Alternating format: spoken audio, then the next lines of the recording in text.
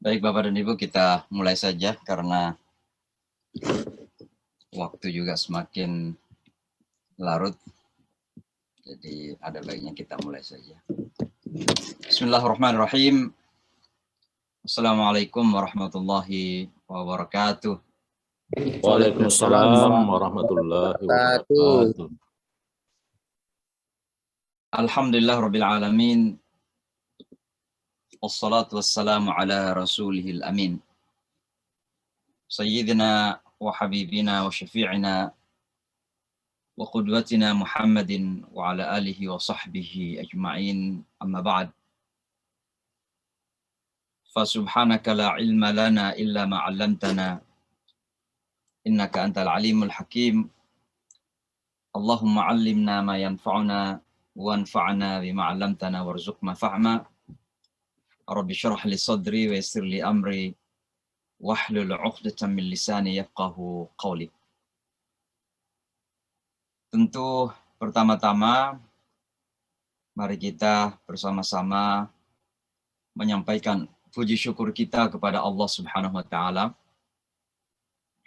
karena pada kesempatan yang mudah-mudahan penuh barokah ini, malam Jumat waktu Amerika, Jumat pagi waktu Indonesia, kita dipertemukan alhamdulillah dalam keadaan sehat walafiat. Mudah-mudahan kita semua termasuk hamba-hambanya yang menyadari akan nikmat-nikmat Allah Subhanahu wa taala dan terus-menerus belajar untuk bersyukur. Karena sesungguhnya sekali lagi syukur ini sebuah kata yang populer, kata yang nampak sederhana, tapi dalam kenyataannya bersyukur itu adalah sesuatu yang sangat-sangat berat. Beratnya itu adalah karena syukur itu bermula dari sebuah kesadaran. Dan kesadaran itu biasanya terbangun di atas keilmuan. Jadi ketika kita mengetahui, itu akan membangun sebuah kesadaran, dan kesadaran itulah yang kemudian akan membentuk karakter. Syukur itu adalah karakter, sifat. Dan karakter atau sifat itu akan terbentuk ketika terjadi sebuah kesadaran. Dan biasanya kesadaran itu terbentuk ketika kita mengetahui. Itulah sebabnya dalam Islam itu segala sesuatu dimulai dari fa'lam, dari ilmu. Fa'lam itu dari kata ilm. Fa'lam annahu la ilaha illallah wastaghfir li dzambik. Maka ketahuilah sesungguhnya tiada Tuhan selain Allah dan meminta ampunlah atas segala salah dan dosa yang telah kita lakukan. Maka syukur ini adalah esensi daripada keimanan, keilmuan, kesadaran beragama kita. Sehingga wajar bahwa ketika seseorang sudah mencapai tingkat kesyukuran, maka seseorang itu akan merasa apa yang disebut dengan al-qana'ah. Al-qana'ah itu rasa kepuasan batin. Nah, kepuasan batin ini terjadi ketika kita sadar akan nikmat-nikmat Allah Subhanahu wa taala. Nah, dalam suasana dunia yang hiruk pikuk dengan ragam ya peristiwa-peristiwa yang kerap kali tidak sesuai dengan keinginan kita, menjadikan kita gagal faham tentang nikmat-nikmat Allah Subhanahu wa taala. Kenapa kita gagal faham? Karena kita kerap kali mengukur nikmat Allah itu berdasarkan dengan ukuran-ukuran keterbatasan kita sebagai manusia. Pandangan kita sebagai pandangan yang terbatas, penglihatan kita yang terbatas, ya pemahaman kita yang terbatas. Lalu semua keterbatasan itu kita pakai sebagai ukuran di dalam memandang nikmat-nikmat Allah Subhanahu wa taala. Disitulah kemudian kita kerap kali gagal di dalam mensyukuri Allah Subhanahu wa taala. Maka wajar ketika Allah kemudian mengulang-ulangi dalam Al-Qur'an, "Fabi ayyi ala'i rabbikuma tukadziban." Dan nikmat apa lagi yang kalian akan ingkari ya dari nikmat-nikmat Allah Subhanahu wa taala itu. Demikian banyaknya nikmat yang Allah berikan kepada kita. Kalau kita melihat di surah Ar-Rahman, mohon maaf saya agak keluar sedikit dari kebiasaan kita tafsir langsung ini. Kalau kita melihat di surah Ar-Rahman itu ada 4 hal yang Allah ingatkan kepada kita. Sebagai dari surah Ar-Rahman, sebagai surah yang mengingatkan kita akan nikmat-nikmat Allah. Fabi ayyi ala'i rabbikuma tukadziban. Nah, ada 4 hal yang Allah ingatkan kepada kita di awal surah tersebut. Yang pertama adalah Ar-Rahman. Yang kedua adalah Allamal Quran. Yang ketiga adalah Khalaqal Insan. Dan yang keempat, Allamahu Al-Bayan. Nah, kenapa 4 ini? Karena kalau kita selami, kita dalami, akan kita dapati bahwa sesungguhnya 4 hal ini menjadi pilar, ya, menjadi fondasi, ya, di dalam kita membangun kehidupan yang bermakna, kehidupan yang berarti. Sebab kehidupan ya bukan sekedar kehidupan saja bagi kita. Bagi kita kehidupan adalah kehidupan yang memiliki nilai. Dan kehidupan yang memiliki nilai itu harus terbangun di atas pilar-pilar, ada fondasi-fondasinya. Nah, di antara fondasi yang harus kita pahami itu adalah 4 yang Allah sebutkan di awal surah Ar-Rahman itu. Yang pertama adalah Ar-Rahman. Dalam artian Allah itu Maha Rahman. Rahman itu apa? Berasal dari kata rahmah, kasih sayang Allah Subhanahu wa taala. Nah, kenapa ini sangat penting sekali? Karena Allah ingin menyadarkan kepada kita bahwa tidak ada sesuatu yang terjadi dalam hidup ini kecuali memang terpaut dan terikat dengan rahmatnya Allah. Itu kalau kita memandang dengan pandangan iman tentunya. Ya. Kita miskin boleh jadi itu rahmatnya Allah. Sebab ada orang yang kaya, justru kekayaannya menjadikannya dia binasa. Tidak harus binasa secara fisikal dan material. Materialnya banyak, fisikalnya dia sehat. Tapi dia binasa dalam kehidupan spiritualitasnya. Karena kekayaan itu menjadikan dia apa? Menjadikan dia lupa. Alhaakumut takatsur hatta zumur maqabir. Kamu dijadikan lupa oleh memperbanyak ini, yang banyak ini, dunia ini banyak, terus-menerus kita tambah. Gitu. Nah, ini kan kebinasaan itu. Dan tidak ada kebinasaan yang paling dahsyat daripada kebinasaan kita di dalam spiritualitas, dalam ruhiyah kita. Apalah makna orang yang sehat, kuat, ya, nampak seperti bahagia tapi menderita secara batin. Karena rapuh secara spiritualitas. Maka rahmah ini penting untuk kita sadari bersama bahwa Allah itu Maha Rahman, ya, dalam segala hal. Kita ini sebagai orang beriman, kita sadar mulai dari penciptaan kita sampai kepada penciptaan sebagai manusia, penciptaan dalam bentuk yang terbaik, ahsanu taqwim, kemudian bentukan yang terbaik, sawwarakum fa ahsana suwarakum, kemudian memiliki nilai kemuliaan, walaqad karramna bani Adam, dan yang terpenting Allah ini memberikan iman, hidayah kepada kita. Semua ini tidak terlepas dari rahmatnya Allah. Maka orang Islam itu tidak akan pernah merasa Superman, termasuk Superman dalam merasa Superman beragama. Gitu. Merasa Superman beragama itu artinya apa? Artinya karena saya menjadi orang yang beriman. Karena saya paling hebat dalam beragama. Akhirnya kata-kata karena saya itu menjadikan yang lain kurang. Maka terjadilah arogansi keberagamaan. Dan arogansi beragama itu adalah arogansi yang paling berbahaya. Kenapa? Karena serba salah. Arogansi salah. Mau dihilangkan arogansinya, agamanya dihilangkan. Salah juga. Gitu.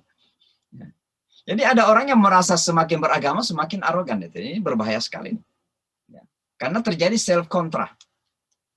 Seharusnya semakin beragama itu semakin baik. Semakin tawadhu, semakin rendah hati. Semakin merasa, I don't have anything. Gitu. Ini hanya karena hadha min fadli rabbi. Taufiqun min Allah. In urida, saya ini menginginkan karena taufik Allah subhanahu wa ta'ala. Karena taufiknya Allah subhanahu wa ta'ala. Nah ini yang pertama ya. Jadi kita beragama, kita sholat, kita puasa, kita zikir, kita sujud, kita rukuk. Sampai ketika kita menghembuskan nafas terakhir ini. Itu istilahnya apa? Orang meninggal itu, orang yang hidup memanggilnya apa? Almarhum. Itu almarhum kemarin. Oh orangnya baik. Almarhum. Apa artinya almarhum? Dari kata rahimah yarhamu. Rahmatun, rahimun, wa marhumun. Artinya orang yang dirahmati. Jadi orang yang meninggal itu orang yang dirahmati. Jadi dengan rahmat Allah. Sampai kita ini kembali kepada Allah dan masuk ke dalam syurganya Allah juga tidak lepas daripada Rahman itu. Rahmatnya Allah. Maka itulah sebabnya di surah Rahman yang pertama adalah Ar-Rahman. Karena memang segala sesuatu itu terkait dengan rahmatnya Allah.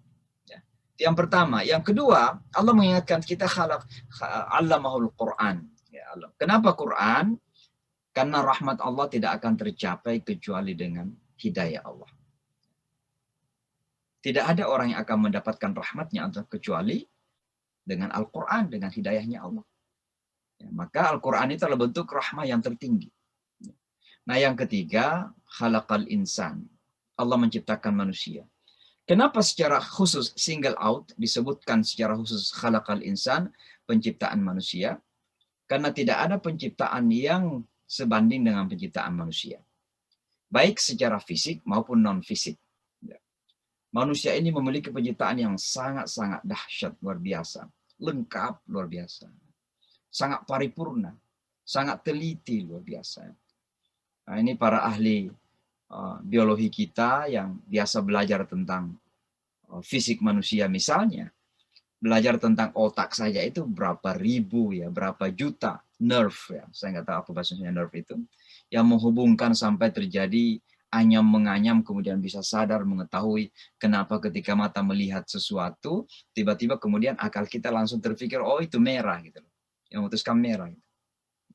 Nah demikian seterusnya, penciptaan manusia luar biasa dahsyatnya. Ya.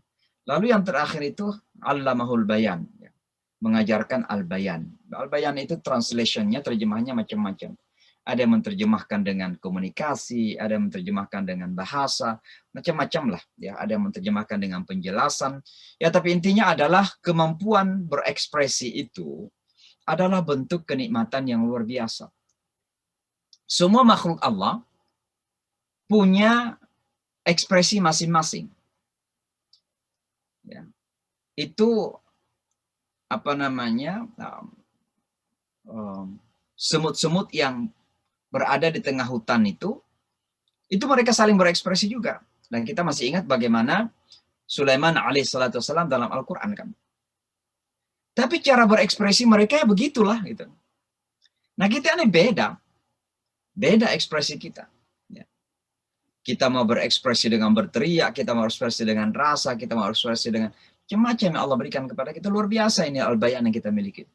Maka itu hanya beberapa dasar penting daripada kenikmatan yang Allah berikan kepada kita. Maka mari kita selalu belajar bersyukur, itu intinya kira-kira. Ya. Salawat dan salam kepada junjungan kita Nabi besar Muhammad sallallahu alaihi wasallam.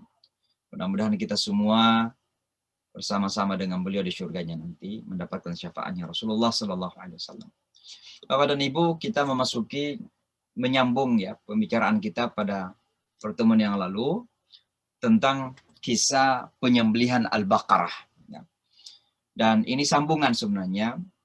Jadi sebenarnya tidak terlalu banyak yang akan kita jelaskan karena pada pertemuan kita yang lalu sudah kita menjelaskan tentang latar belakang kisahnya, apa yang terjadi, hasilnya bagaimana, dan seterusnya, dan seterusnya.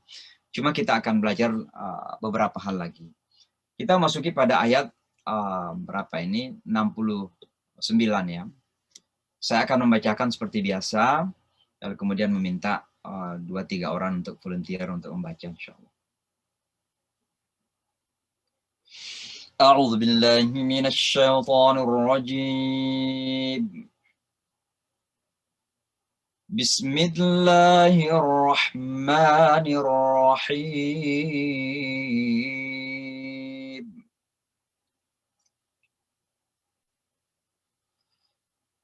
قالوا ادع لنا ربك يبين لنا ما لونها قال إنه يقول إنها بقرة صفراء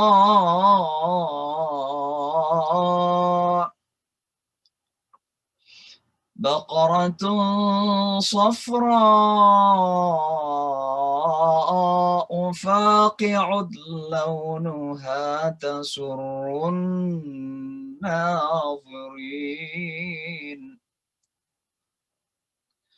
قالوا ادع لنا ربك يبين لنا ما هي إن البقرة شابه علينا وإنا إن شاء الله لمهتدون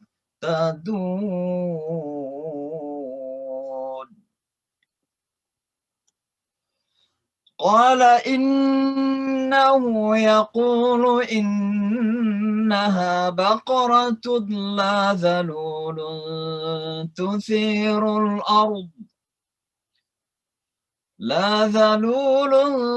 تثير الأرض ولا تسقي الحرث مسلمة لا شية فيها قالوا الآن جئت بالحق فذبحوها وما كادوا يفعلون صدق Allahul Azim. Nah, sekarang siapa kira-kira yang mau volunteer? Silakan. Ayo, 1-2 orang sajalah, biar kita terbiasa mengoreksi. Siapa yang mau volunteer? Silakan. Di-unmute aja, di-unmute.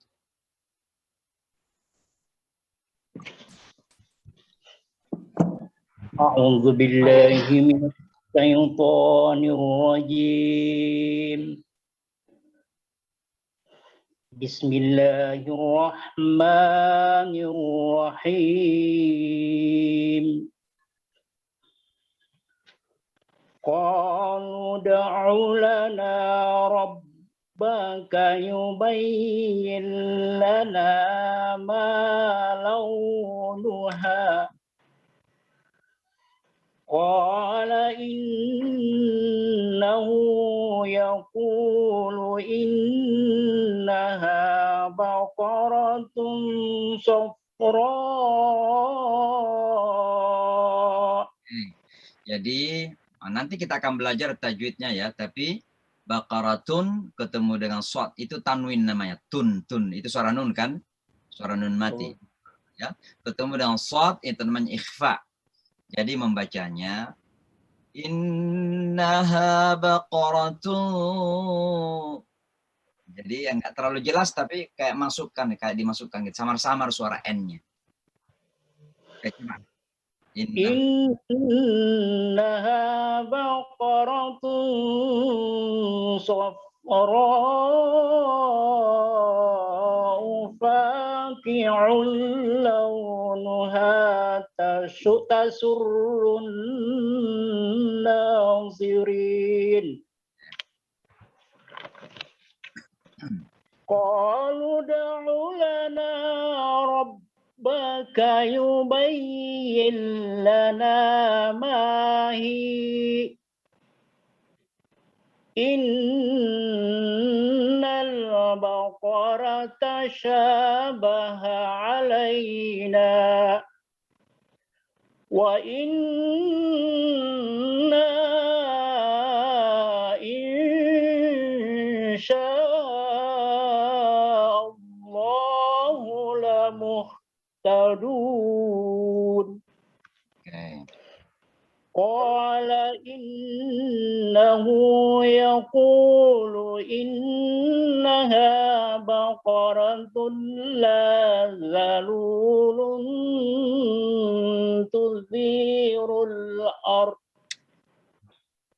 la zalulun tuzirul arda wa la tashkil harza musallamatun la shiyata fiha Zalulun tuthi Zalulun tuthirul arda tuthirul arda wala bukan tash wala tasqil hartha musallamatun la syiyata fiha.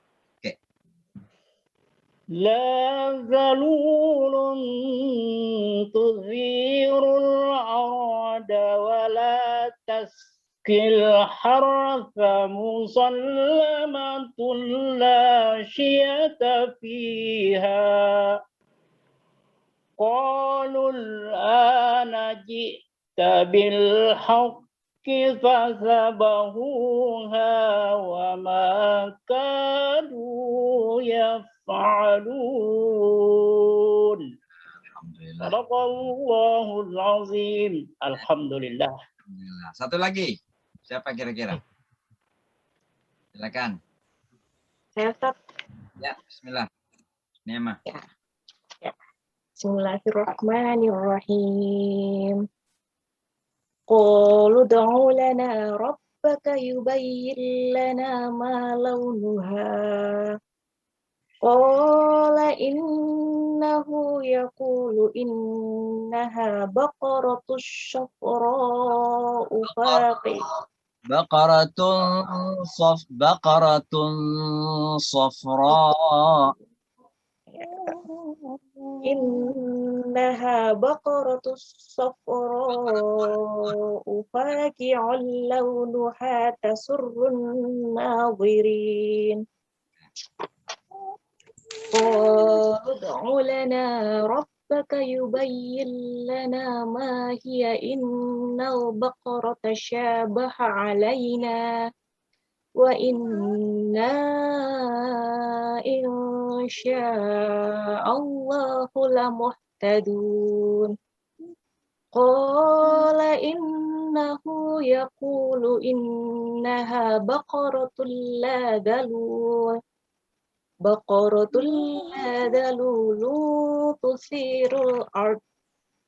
تثير الأرض ولا تسقي الحرث مسلمة لا شية فيها قالوا الآن جئت بالحق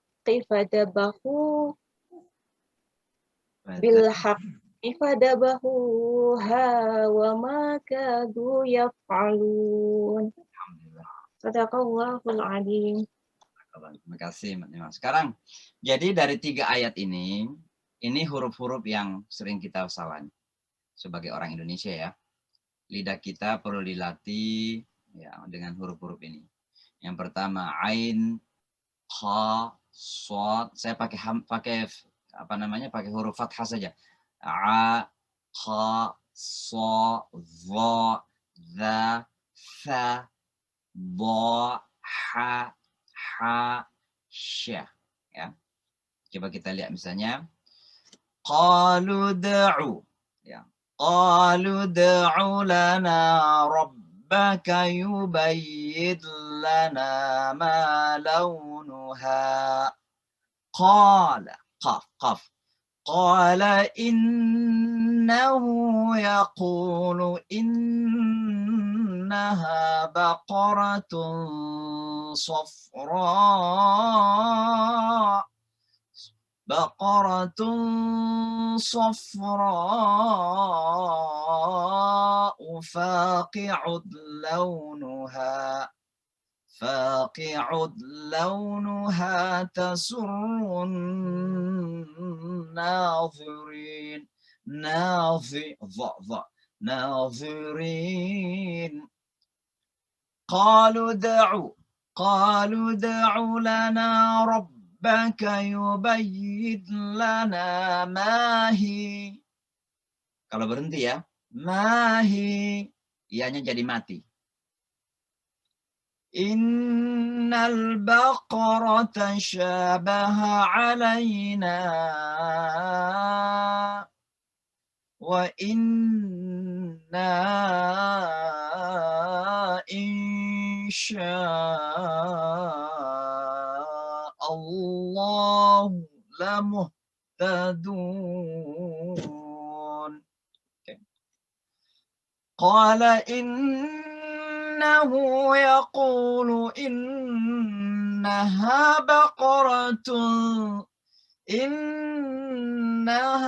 baqaratun la dhalulun تثير الأرض ولا تسقي الحرث مسلمة la syiyata fiha. Jadi za ada di situ, tha ada di situ, zalulun tuthi, tha. Kemudian ada sin, tasqi. Ya, kemudian ada tha lagi. Kemudian sin lagi, kemudian sya, la syiyata, ya. Jadi itu beda-beda semua itu. Jangan disamakan semua. Ada orang yang macam ini. La salulun tusirul arda wa la tasqil harsa. Musallamatul la siyata fiha. Ya, semuanya beda gitu ya. Jadi ذلول تثير الأرض ولا تسقي الحرث مسلمة لا شية فيها قالوا الآن جئت بالحق فذبحوها وما كادوا يفعلون. Shadaqallahul azim. Ya, itu makhraj ya, Bapak dan Ibu. Sekarang kita lihat tajwid. Saya mengulang-ulangi lagi nun atau tanwin yang mati ya. Jadi nun atau tanwin. Ya, pada 3 ayat ini beberapa contoh saja. Saya tidak membahas tentang hukumnya, tapi bagaimana membacanya. Qalu du'u lana rabbaka yubayyidlah. Ya, jadi nun mati ketemu lam. Kalau mau tahu hukumnya namanya idgham bila gunnah. Ya. Jadi suara nun betul-betul kayak hilang.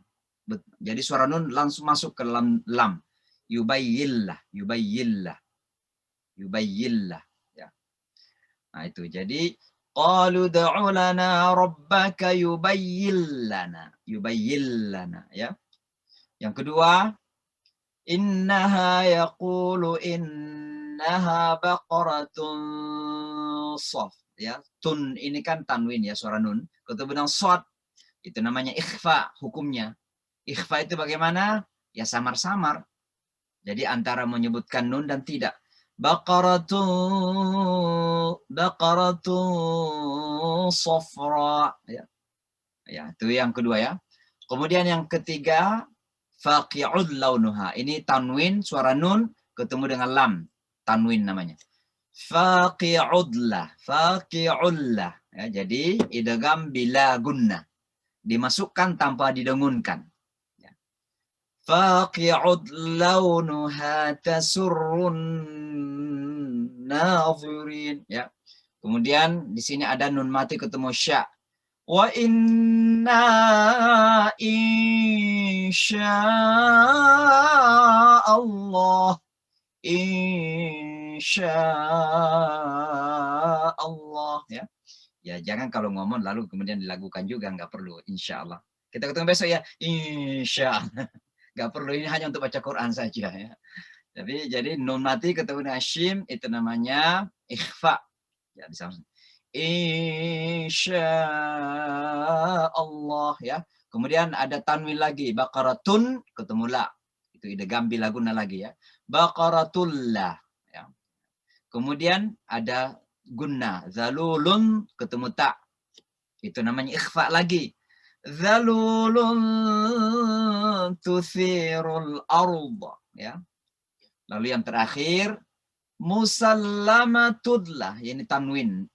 Musallamatun ketemu la menjadi musallamatullah. Musallamatul la syiyata fiha. Ya, itu aja tajwid ya.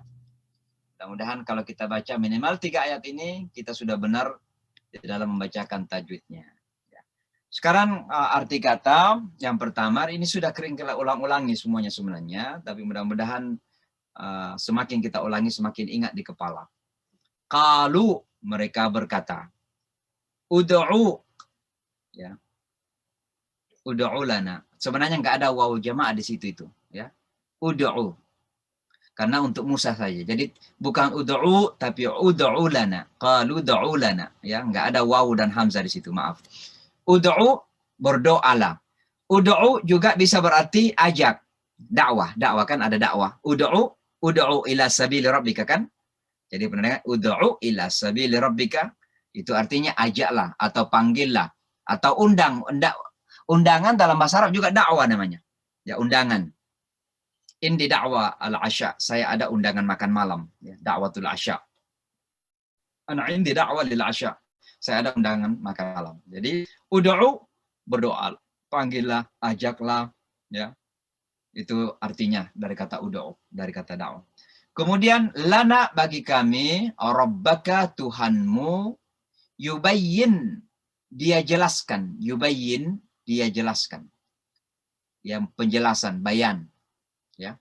Kemudian lana, kami lagi, sudah ulangan ini, lana untuk kami, ma, apa, launuha, warnanya. Ya. Laun itu artinya warna. Ya. Qala, dia berkata, ya. Kalau di atas qalu, ini kalau dalam kaidah bahasa Arab, qalu ada wawu di situ, itu artinya mereka, banyak orang, lebih dari 2. Dalam bahasa Arab itu kan jamaknya mulai dari 3. Ya, kalau bahasa yang lain jamak atau plural mulai dari 2. Tapi bahasa Arab itu uniknya, yang pertamanya namanya mufrad, mufrad, kata tunggal. Ada namanya musanna, kata 2. Ya, musanna. Lalu baru jamak. Nah, di sini ada wawul jamaah namanya. Wawu ini menunjukkan mereka, tapi di sini cuma qala saja. Qala, dia berkata, yaqulu, innahu, sesungguhnya dia, yaqulu, berkata. Kalau ini namanya past tense, fi'il madhi bahasa Arabnya, kata masa lalu, qala. Yaqulu, masa sekarang. Dia berkata, innaha, sesungguhnya dia atau sapi itu, baqaratun, safi, sofra, kuning.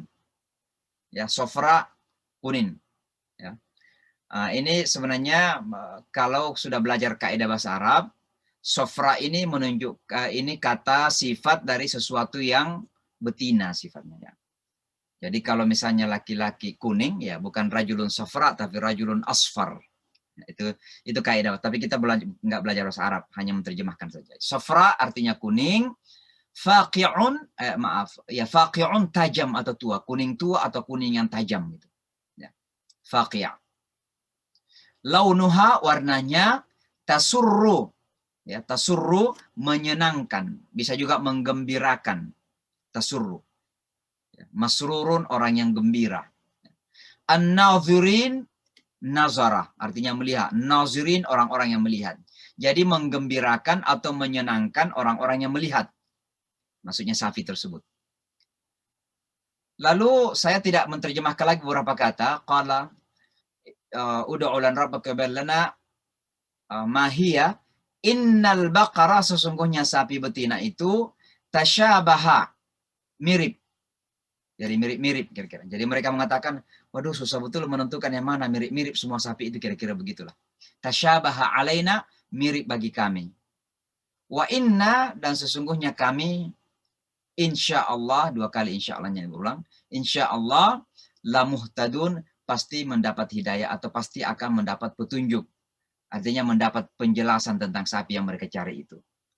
Nah, Musa kemudian menjawab, innahu yaqulu innaha baqaratun, saya tidak ulangi lagi itu, la zalulun, la, tidak, zalul itu dari kata zalla yadhillu, zalul artinya tunduk, atau di situ diterjemahkan sapi yang belum terpakai.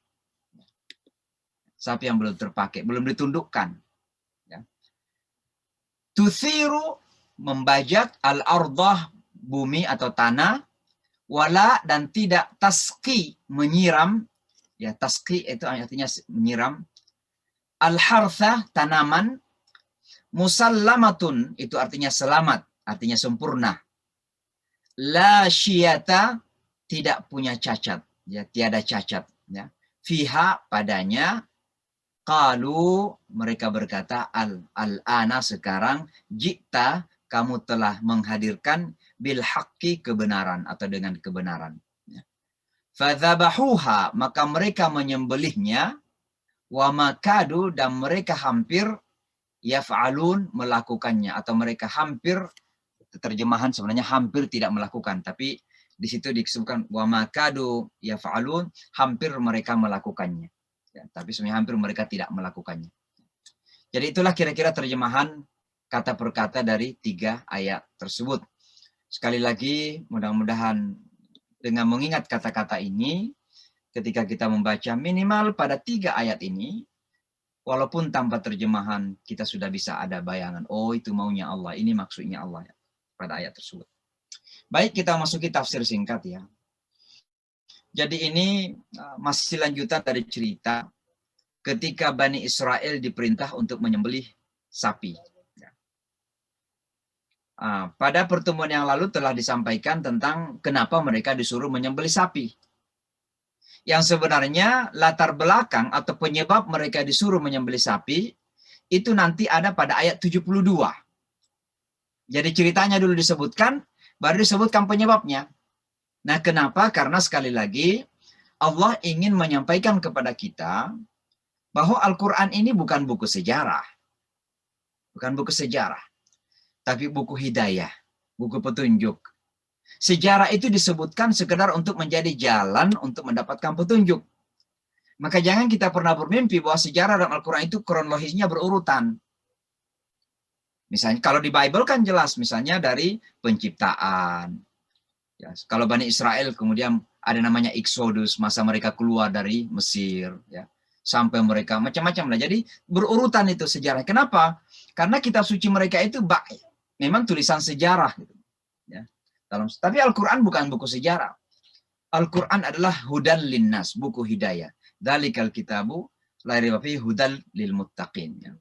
Maka justru latar belakang daripada perintah mereka memotong sapi ini ada pada ayat 72. Ya, setelah selesai ceritanya itu. Nah, ayat 67 dan 71 ini menyampaikan pesan penting ya kepada kita semua. Sebenarnya untuk agar kita ini belajar ya, untuk mengurangi mempertanyakan perintah-perintah Allah itu. Jadi sebenarnya begini, saya ingin mengingatkan sekali lagi diri saya dan kita semua. Ketika kita membaca sejarah dalam Al-Quran, termasuk kritikan-kritikan, termasuk kritikan kepada Bani Israel ini, maka kita pertama kali yang harus sadar bahwa itu adalah peringatan untuk kita. Maka misalnya di ayat-ayat ini dari 67 sampai 71 diceritakan bagaimana Bani Israel itu bertanya atau mungkin pastinya mencari-cari alasan agar pastinya nanti seolah-olah kalau pada akhirnya tidak ada lagi dia akan mengatakan ya kita nggak bisa mendapatkan kan. Ya apa boleh buat? Jangan-jangan memakai dalil pula. Ya la yukallifullahu nafsan illa wus'aha. Kayak ini kan ada orang yang diperintah misalnya memberikan zakat ya. Lalu kemudian dia macam-macam dia itu kalkulasi. Oh, saya kan setiap bulan bayarnya bayaran rumah sekian. Anak sekolah sekian. Kemudian membeli perabotan sekian. Dan dibeli perabotan yang mahal-mahal. Lalu kemudian pada akhirnya dia mengatakan, ya Allah memang sudah habis kok. La yukallifullahu nafsan illa wus'aha. Allah tidak mewajibkan kepada kita di luar dari kemampuan kita. Nah ini jangan sampai terjadi seperti itu. Jadi begitu Allah merintahkan kepada kita, bagi orang yang beriman itu insya Allah komitmennya Allah melaksanakan. Nah kita kembali kepada ayat 69 ini. Setelah bertanya pada ayat yang lalu tentang bagaimana sapi itu, Musa mengatakan sapi itu nggak tua, nggak muda juga. Nggak tua, nggak muda, itu pada pertemuan yang lalu. Jadi harus kira-kira sapi yang betul-betul mencapai tingkat kematangan, matang, tapi belum sampai kepada umur yang uzur gitu. Tidak juga pada umur yang belum matang itu. Nah itu bagaimana betul-betul mencari sebuah sapi yang seperti itu. Ya.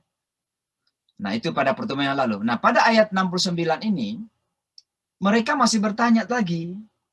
Ud'u lana rabbaka yubayyin lana ma launuha. Wahai Musa, berdoalah kepada Tuhanmu untuk menjelaskan kepada kami warnanya gimana gitu. Umurnya sudah dikasih tahu. Tidak terlalu tua, tidak terlalu muda ya, bainahu, antaranya lah kira-kira begitu. Bertanya lagi warnanya. Maka apa yang terjadi? Allah kan hanya mengabulkan saja keinginan mereka. Allah menyampaikan kepada Musa, sampaikan kepada mereka bahwa sapi itu pertama berwarna kuning yang mengkilat atau yang tua gitu. Ya. Jadi bukan kuning-kuningan, tapi kuning yang betul-betul mungkin agak menyilaukan mata, tapi tidak sampai menyilaukan mata gitu. Kenapa? Karena juga tasurun nadhirin.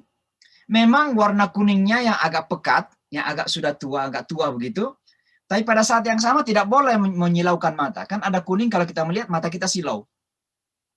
Nah ini kata Allah, ya warnanya kuning betulan, tapi nggak boleh silau gitu. Tapi justru harus menjadi daya tarik. Attraction di situ. Ya. Jadi orang kalau melihat warnanya itu tertarik gitu. Nah ini gimana bisa mencari itu? Ya. Ini kan sudah mencari warna yang seperti itu pun susah. Mendapatkan warna seperti itu belum tentu juga bisa menjadi daya tarik bagi pandangan orang. Jadi memang betul-betul dijadikan susah gara-gara pertanyaan mereka sendiri gitu. Ya. Coba bayangkan dari sekian ratusan sapi yang misalnya berwarna kuning, ada yang kuningnya sudah betul-betul faqih, artinya betul-betul tua, menusuk mata atau silau, bukan silau tapi terang gitu kuningnya. Tapi begitu lihat hati kita biasa-biasa saja. Nggak memenuhi syarat lagi gitu. Kan begitu. Jadi Allah kemudian betul-betul menjadikan mereka berat karena pertanyaan-pertanyaan mereka sendiri. Itu pada ayat 69. Lalu pada ayat 67 Allah mengatakan mereka masih minta rincian lagi. Qalu ud'u lana rabbaka yubayyin lana ma hiya innal baqara tasyabaha. Wahai Musa, minta lagi kepada Tuhanmu dong, kira-kira begitu. Menjelaskan lagi. Kenapa? Sapi-sapi itu kok mirip-mirip katanya gitu. Tasyabaha. Mirip katanya. Bayangkan, mirip katanya. Saya melihat ke sana ada yang kuning, kuningnya sama yang situ. Saya melihat kuning yang di sana juga ada kuning katanya, mirip-mirip semua. Nah, minta lagi kira-kira penjelasan begitu. Apa kata Allah Subhanahu wa taala? Ya. Walaupun pada permintaan kali ini dia bingkai dengan ungkapan yang seperti sepenuh harap. Wa inna insyaallahu lamuhtadun. Insyaallah kami akan mendapatkan penjelasan yang jelas atau petunjuk, walaupun memakai kata hidayah, lamuhtadun, kami akan mendapatkan hidayah. Artinya di situ saya akan mendapatkan petunjuk atau kejelasan tentang sapi itu bagaimana. Nah, itu pada 67. Nah, Allah pun merincikan. Ya. Nah, agak scatter, agak berpecah belah itu. Allah pun merincikan bahwa sapi itu pertama tidak pernah dipakai membajak atau dipakai untuk menyiram. Karena dulu kan orang pakai sapi kemudian keliling ke tanaman itu disiram. Ya. Atau dipakai membajak tanah itu sapi dulu itu. Itu persyaratan pertama. Jadi yang pertama tidak pernah dipakai untuk membajak atau menyiram. Yang kedua, tidak boleh ada cacat sama sekali. Nah, hal ini menjadi sangat berat. Kenapa? Sangat berat. Karena pertama, rata-rata sapi ketika itu dipakai membajak atau dipakai untuk menyiram tanaman. Dan kalau dipakai membajak atau menyiram tanaman, minimal sapi ini akan ada bekas-bekas menarik bajak itu kan. Jadi pasti adalah cacat-cacatnya. Nah, untuk mendapatkan yang la syiyata, yang tidak ada cacatnya ini berat sekali. Sempurna secara fisik. Pokoknya kira-kira yang halus lah, yang selalu pergi facial gitu. Selalu pergi facial gitu. Jadi nggak ada cacatnya. Gitu. Nah gimana mendapatkan seperti itu? Ini semakin berat ini. Nah setelah Musa alaihissalam menyampaikan seperti itu, pada akhirnya karena mereka harus mendapatkan siapa yang membunuh orang tersebut, seperti yang diceritakan pada ayat 72 nanti, siapa pembunuh itu, maka mereka lakukan juga. Mereka akhirnya mencari ke sana kemari. Hampir mereka tidak mendapatkan sapi yang seperti itu. Dan pastinya Allah ketika mempersyaratkan, pasti Allah sudah punya target. Ya, pasti Allah tahu bahwa pasti ada di antara sapi-sapi itu, pasti Allah sudah punya target. Cuma memang ujian bagi mereka untuk menyadari bahwa sikap mereka, karakter mereka, sifat mereka ini tidak benar kepada nabinya Musa alaihissalam. Maka Allah kemudian menjadikan begitu sulit untuk mendapatkan sapi itu. Maka apa yang terjadi? Pada akhirnya mereka juga berkata kepada Musa alaihissalam, qalul ana ji'ta bil haqq. Sekarang kamu telah mendatangkan kebenaran. Artinya apa? Penjelasan yang benar tentang sapi. Mereka memakai kata al-haq. Kenapa?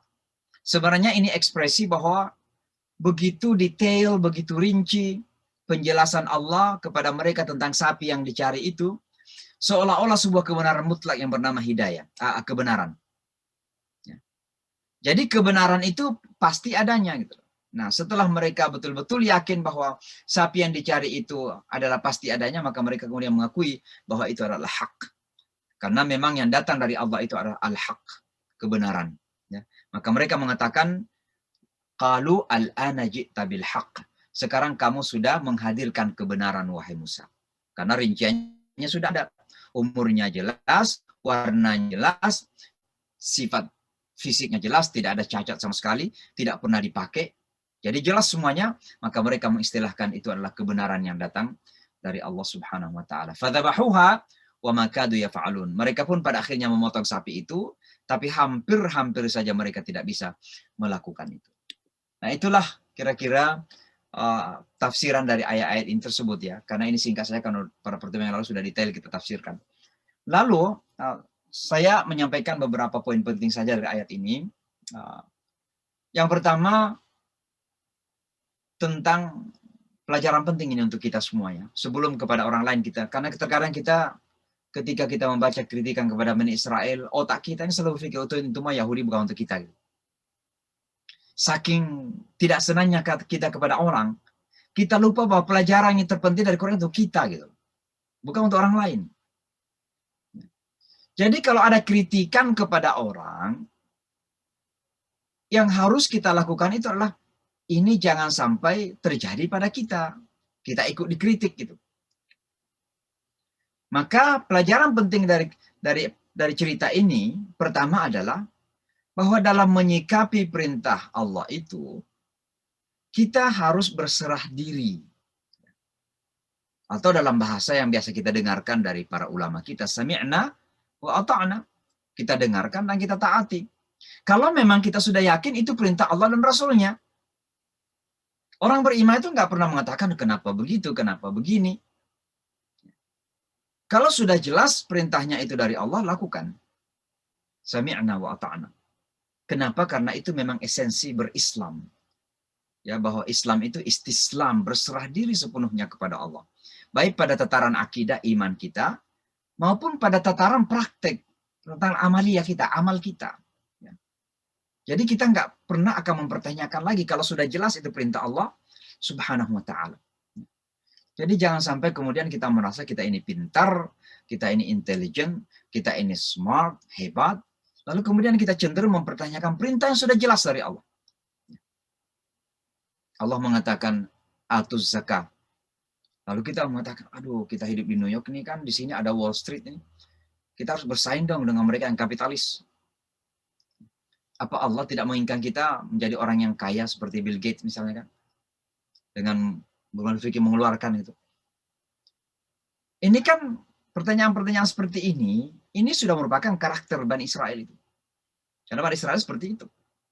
Bagi orang Islam jelas ya dalam Al-Qur'an Allah mengatakan makana lil mu'minin wala mu'minatin idza qadallahu wa rasuluhu amran an yakuna lahumul khiyaratu min amrihim.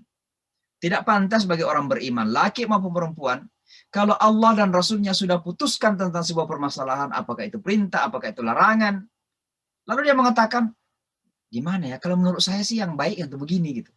Nah, ini enggak pantas, makana lil mu'minin. Tidak pantas bagi orang yang beriman. Kenapa tidak pantas? Karena itu paradoks dengan keimanan. Bertentangan dengan keimanan. Keimanan kita mengatakan ya sami'na wa ta'na, kita terima dan kita lakukan. Insya Allah tidak ada perintah Bapak dan Ibu yang Allah perintahkan kepada kita ini kecuali bermanfaat untuk kita semua. Tahu atau tidak pasti bermanfaat. Dan tidak ada larangan yang Allah larang untuk kita kecuali pasti berbahaya untuk kita. Bahkan nurani kita pun sebenarnya pasti akan tahu bahwa itu tidak baik. Contoh yang sering kita sampaikan adalah, coba kalau nyubit orang kan nggak terasa. Cobalah sekali-sekali orang nyubit kita. Berarti nggak suka, sakit nih kalau disubit orang. Demikian juga kalau kita ini kadang nggak menyadari kalau mendustai orang itu kita nggak suka sebenarnya. Kapan kita tahu bahwa berdusta itu mendustai orang itu, berdusta kepada orang itu nggak baik atau nggak enak? Ketika orang berdusta kepada kita. Itu nurani kita sebenarnya nggak suka. Makanya berbuat dosa itu disebut zalamu anfusahum. Mereka menzalimi diri mereka sendiri. Jadi orang yang melakukan dosa itu dalam bahasa Al-Qur'an zalamu anfusahum. Walladzina idza fa'alu fahishatan aw zalamu anfusahum, atau mereka menzalimi diri mereka sendiri. Karena berbuat dosa itu menzalimi diri mereka sendiri. Ya tentu menzalimi dalam arti bertentangan dengan nuraninya, dan yang paling penting akhirat yang menunggu nanti neraka itu menzalimi diri sendiri. Jadi ini yang pertama pelajaran penting ya. Kalau kita sudah yakin itu perintah Allah, kita sudah yakin itu perintah Rasulullah SAW, maka lil mu'minin wal mu'minatin idza qadallahu wa rasuluhu amran an yakuna lahumul khiyaratu min amrin. Jangan lagi mengatakan kalau menurut saya mah gini yang baik. Itu yang pertama. Bukan berarti itu mengurangi kebebasan atau independensi kita, bukan. Justru disitulah bentuk kebebasan. Maksudnya bagaimana? Kita bebas memilih untuk taat kepada Allah. Kita bebas memilih untuk mengatakan kepada hawa nafsu kita sendiri bahwa ini perintah Allah dan kita berserah diri kepada Allah. Bukan ikut kepada hawa nafsu kita sendiri. Dan itulah salah satu makna daripada la ilaha illallah. Yang kedua, pelajaran dari cerita-cerita ini, cerita Bani Israel ini, untuk kita ambil, adalah logika ya, atau rincian pemahaman agama ya, terkadang itu adalah ujian tersendiri. Adalah ujian. Jadi logika yang terkadang ada pada agama itu, logika kita dalam memahami agama ini, dan kemudian berusaha memahami rincian agama itu ujian. Ujiannya bagaimana? Maksudnya begini. Di satu sisi bukan berarti dilarang. Ya, bahkan terkadang dianjurkan untuk kita memikirkan itu. Misalnya orang bertanya, seperti yang saya berikan contoh pada pertemuan lalu. Kenapa salat zuhur 4 rakaat? Padahal orang lagi sibuk, orang lagi ya macam-macam, ya ada yang rapat, macam-macam. Kenapa justru nggak sholat subuh misalnya 4 rakaat? Masih segar gitu. Gitu. Bukan berarti kita salah kalau sampai otak kita atau pikiran kita, logika kita berpikir, kok bisa ya? Salahkah kita kalau sampai terbetik? Sampai terbetik di pikiran kita begitu, mempertanyakan itu. Salahkah? Enggak. Kenapa enggak salah? Karena Allah sendiri menjadikan kita curiositas kita itu. Jadi tendensi, kecenderungan kita untuk bertanya itu bagian dari nature kita, kealamian kita. Kalau ada manusia yang tidak bertanya-tanya lagi, ya mohon maaf, lagi ada masalah barangkali itu. Justru ada masalah gitu. Nah, tapi ujiannya adalah bagaimana kalau sampai logika kita nggak paham atau nggak sampai ke sana. Apakah kemudian kita tidak meyakini, tidak melakukan? Nah, ini ujiannya di situ. Maka ketika kita berlogika, ketika kita berrasionalitas, nggak ada masalah, bahkan terkadang dianjurkan. Tapi pada saat yang sama kita harus sadar bahwa itu ujian pada dirinya sendiri. Apakah pada akhirnya kemudian kita menyadari bahwa kita ini terbatas, kita ini sangat lemah, kita ini sangat sedikit dalam berilmu, wa ma utitu minal ilmi illa qalila. Ya. Nah ini semua ini. Jadi sekali lagi logika atau rincian sesuatu dalam agama itu, dalam urusan agama kita, itu terkadang menjadi ujian tersendiri. Rincian itu misalnya kebangkitan di hari akhirat nanti bagaimana. Rinciannya bagaimana kan kita nggak paham. Kita mau ngambil tulang bululan di kuburan lalu masuk ke laboratorium pun nggak akan memberikan jawaban itu. Kita mau mengatakan, kita mau melakukan eksplorasi secara saintifik bagaimana Allah membangkitkan di hari kiamat nanti. Lalu kita gali kuburan, kita ambil tulang orang-orang yang sudah meninggal dunia, lalu kita teliti di laboratorium. Sampai mati pun nggak ada itu. Bisa hasilnya seperti itu. Kenapa? Karena disitulah kemudian Allah menguji kita. Tapi apakah itu tidak rasional? Apakah itu tidak logis? Oh tidak, sangat rasional dan sangat logis. Kenapa? Ya bisa saja kita pikirkan bersama. Tapi salah satu jawaban kenapa sangat rasional, sebab kalau sampai tidak ada hari akhirat, kalau sampai tidak ada kehidupan setelah kematian ini, kita bisa mengatakan bahwa alangkah murahnya hidup ini ya. Alangkah tidak bermaknanya hidup ini ya. Alangkah tidak adilnya hidup ini ya. Ada orang korupsi bermiliar-miliar dana sosial lagi di saat pandemik. Ya diancam 10 tahun penjara gitu.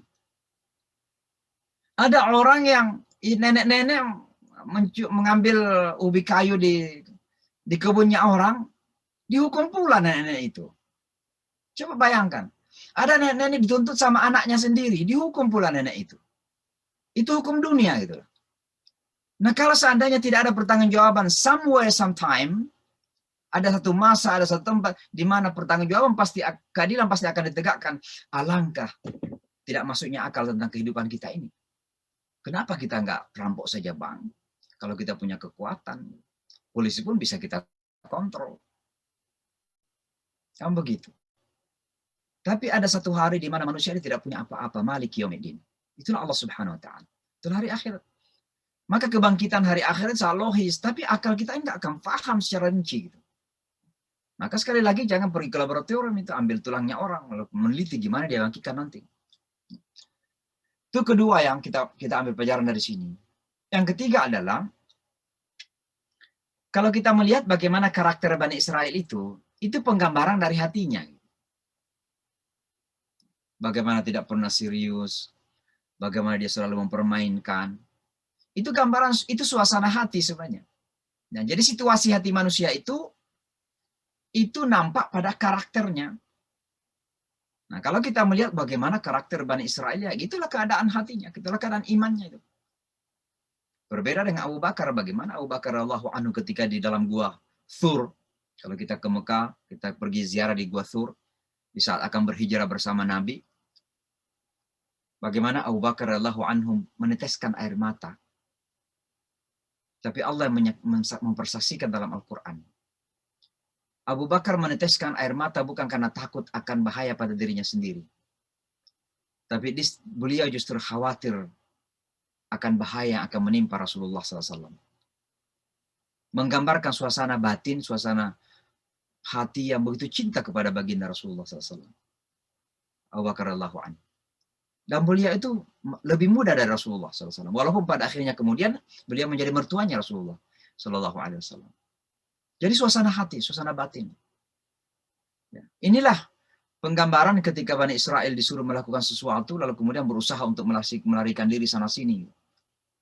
Mencari, dalam bahasa yang lain, justifikasi, pembenaran untuk pada akhirnya mengatakan, ya Allah kita nggak menemukan. Kira-kira begitu. Karena itulah karakternya. Dan itulah gambaran situasi keimanan yang mereka miliki.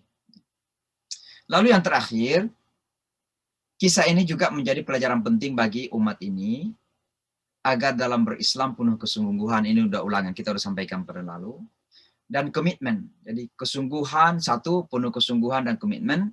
Kedua, melaksanakan perintah dengan hati.